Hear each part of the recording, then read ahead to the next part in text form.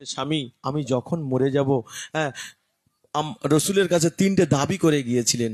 3টে দাবির মধ্যে একটা বলতে পারবে শোনা? কেউ বলতে পারবে না? চলো আমি বলে দিচ্ছি, চলো। শোনো নবী, 3টি দাবি আমি যাই বলে দুনিয়া ছেড়ে নেব বিদায়, সবাই আসবে চলে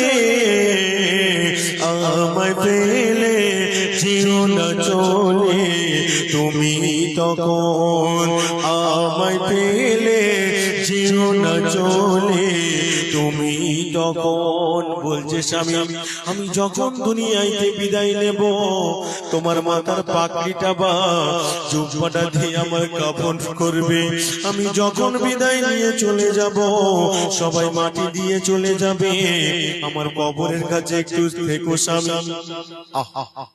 দুনিয়া ছেড়ে নিল বিদায় খাদিজা যখন, 3টি দাবি তৈরি নবী করিল পূরণ।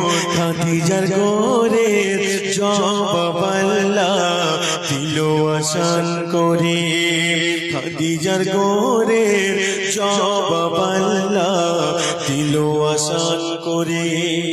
আল্লাহ বলছে এই নবী মুহাম্মদ তোর কান্না আমার সহ্য হয় না, তুই চলে যা ঘরে মুহাম্মদ, তুই আমার হাবিব, তুই আমার প্রিয় বন্ধু।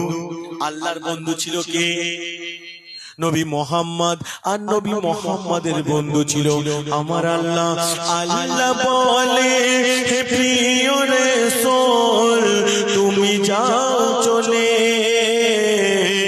খাদিজার গুনাহ আমি দিলাম ক্ষমা করে, খাদিজার গুনাহ আমি দিলাম ক্ষমা করে, খাদিজার গুনাহ আমি দিলাম ক্ষমা করে। সত্যি আমার আম্মা জানরা যারা গজল